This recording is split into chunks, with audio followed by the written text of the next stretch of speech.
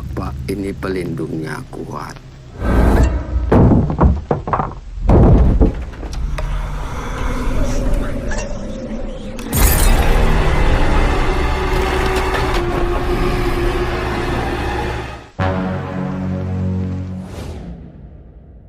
Hai halo guys, balik lagi bareng aku di sini dan seperti biasa aku bakal nemenin kalian dengan ngebahas tentang seputar dunia perfilman. Nah, ngomongin tentang film, ada salah satu film yang saat ini cukup menarik untuk kita bahas, yaitu film Sakaratul Maut guys. Film ini bakal ngeliatin bagaimana proses sakaratul maut yang dihadapi oleh orang yang punya pegangan gaib. So guys, selamat datang kembali di channel Filmverse dan inilah pembahasan dari film Sakaratul Maut guys.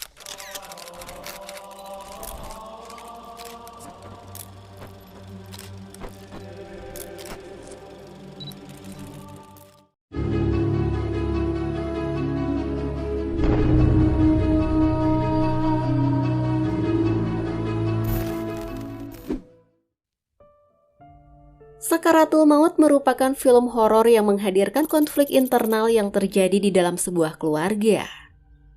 Film ini nyeritain tentang seorang ayah yang punya pegangan gaib dan hal itu ngebuat ia nggak bisa lepas dari sakaratul maut yang sedang dihadapinya. Bahkan dalam keadaan sakaratul maut, kodamnya pun mengancam keluarga dan anak-anaknya yang sedang berebut warisan.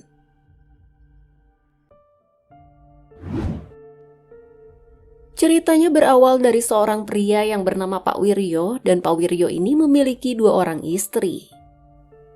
Suatu hari Pak Wiryo dan istri pertamanya mengalami sebuah kecelakaan maut. Dalam kecelakaan itu istrinya meninggal di tempat, sedangkan Pak Wiryo sendiri jatuh koma dan susah untuk meregang nyawa. Saat itu para tetangga pun mulai bergosip kalau selama ini Pak Wiryo ngilmu dan punya pegangan gaib. Hal itulah yang ngebuat Pak Wiryo bisa selamat dari kecelakaan sampai-sampai pegangan itu ngebuat Pak Wiryo juga jadi susah meninggal. Sementara itu di tengah kondisi Pak Wiryo yang saat ini terlihat cukup memprihatinkan malah muncul perdebatan di antara Retno dan juga Wati. Yang mana Retno dan Wati ini adalah anak-anak Pak Wiryo dari istri pertamanya. Saat itu Retno dan Wati pun punya pandangan dan keinginan yang berbeda. Retno menganggap kalau mereka harus ikhtiar dulu demi kesembuhan sang ayah. Dan sepertinya Retno ini ingin kalau ayahnya tetap dirawat di rumah sakit guys. Retno hanya takut ngerasa bersalah kalau seandainya mereka nggak ikhtiar dulu untuk kesembuhan ayahnya. Karena meskipun kondisi sang ayah udah terbilang cukup parah dan peluang hidupnya sangatlah kecil, tapi Retno berharap siapa tahu ada mukjizat yang datang untuk ayahnya. Sementara kakaknya yang bernama Wati punya pandangan dan keinginan yang berbeda dengan Retno. Wati menganggap kalau selama ini merekalah yang selalu menunda-nunda kepergian ayahnya. Seakan-akan Wati ini punya pemikiran kalau ayahnya udah nggak bisa ditolong lagi. Dan kalaupun sampai saat ini ayahnya masih bisa hidup, itu semua karena dibantu oleh alat-alat medis. Jadi sepertinya Wati ini punya keinginan kalau ayahnya nggak usah dirawat lagi di rumah sakit dan ia ingin ayahnya dipulangkan aja guys. Di sini Retno pun nggak bisa berbuat apa-apa lagi. Sehingga Pak Wiryo akhirnya dipulangkan dari rumah sakit dan dirawat di rumahnya. Tapi di tengah keadaan itu situasi pun malah semakin rumit. Saat Pak Wiryo menghadapi sakaratul maut, Wati dan Retno malah sibuk berebut harta warisan dengan istri keduanya Pak Wiryo yang bernama Bu Giem. Saat itu terjadi cekcok antara Wati dan juga Tarjo. Yang mana Tarjo ini merupakan anak Pak Wiryo dari istri keduanya. Mereka ribut karena Tarjo nggak mau kalau warisannya dibagi rata guys. Tapi Tarjo ingin kalau warisan itu dibagi sesuai dengan ketentuan agama. Sampai suatu hari Wati nemuin suatu barang mencurigakan di kamar ayahnya. Saat itu Wati langsung menuduh Bu Giem kalau Bu Giem lah yang udah menyimpan barang tersebut. Dan Wati juga menuduh Bu Giem kalau Bu Giem ini mau ngebunuh ayahnya lebih cepat lagi. Saat itu Bu Giem pun menyangkal tuduhan Wati dan Bu Giem pun bersumpah kalau apa yang ia lakuin hanya untuk ngelindungin Pak Wiryo. Bahkan di tengah konflik yang sedang terjadi saat ini, suasana rumah pun berubah menjadi penuh dengan teror. Dan teror yang datang pun mulai menyerang anak-anaknya Pak Wiryo, guys. Satu persatu dari mereka mulai diteror oleh sosok jin yang sangat mengerikan. Jin itu punya rambut yang panjang dan bertubuh tinggi besar. Selain itu, Pak Wiryo sendiri yang sedang menghadapi sakaratul maut pun nunjukin tingkah-tingkah yang aneh dan mengerikan. Sampai suatu hari Bu Giem ngasih tahu sesuatu ke Retno tentang ayahnya. Saat itu Bu Giem ngasih tahu Retno kalau ada jin di dalam tubuhnya Pak Wiryo. Dan jin yang dimaksud oleh Bu Giem di sini adalah jin Kodam. Jin yang selama ini melindungi atau menjaga Pak Wiryo, guys. Ternyata jin Kodam itulah yang ngebuat Pak Wiryo nggak bisa meninggal dan terus-terusan mengalami sakaratul maut. Bahkan jin itu yang ngebawa petaka tragis bagi keluarganya sampai mencelakai orang-orang yang sangat berharga bagi Pak Wiryo.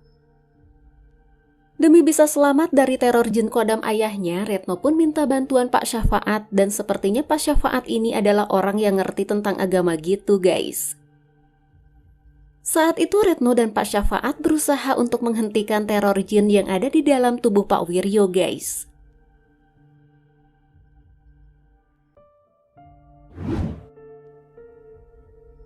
Sakaratul Maut merupakan film yang diproduksi oleh rumah produksi Rapi Film yang bekerja sama dengan 3 rumah produksi lainnya, yaitu Sky Media, Raya Flix, dan Legacy Picture, guys. Film ini digarap oleh sutradara Siddhartha Tata, sedangkan skenarionya ditulis oleh Agasyah Karim, Khalid Kasogi, dan Bayu Kurnia. Sakaratul Maut ini menjadi film horor ketiga bagi Siddhartha Tata, guys. Sebelumnya ia juga pernah ngegarap 2 film horor, yaitu Waktu Maghrib dan Malam Pencabut Nyawa. Film ini dibintangi oleh Indah Permatasari, Della Dartian, Aksara Dena, dan juga beberapa cast lainnya. Di film ini Della berperan sebagai Wati, Indah berperan sebagai Retno, dan Aksara berperan sebagai Tarjo. Sakaratul Maut ini punya sentuhan yang berbeda dibanding dengan film-film horor sebelumnya yang pernah digarap oleh sutradara Siddhartha Tata ini, guys. Di film Sakaratul Maut, Mas Tata mencoba menghadirkan kejutan-kejutan horor yang belum pernah ia lakukan di film-film yang sebelumnya. Film ini menawarkan kisah horor dan penuh teror berbalut supranatural dengan latar belakang konflik keluarga. Mas Tata juga mengatakan kalau di Sakaratul Maut ini ia nggak hanya menyajikan kisah yang horor dan menyeramkan. Tapi Mas Tata juga mencoba untuk mengeksplor konflik internal yang terjadi di dalam sebuah keluarga. Konflik yang diangkat pun seperti soal warisan keluarga hingga konflik antar anak-anak dan antar saudara. So, jadi gimana menurutmu tentang film ini, guys? Kalau kamu punya pendapat atau mau nambahin info lain tentang film ini, kamu bisa tulis pendapatmu di kolom komentar ya, guys. Nah, itulah tadi pembahasan dari film Sakaratul Maut, guys. Dan film ini tayang di bioskop pada tanggal 1 Agustus 2024. So, sampai di sini dulu pembahasan film kita kali ini. Jangan lupa jaga kesehatan dan sampai ketemu lagi di video selanjutnya ya, guys. Bye-bye!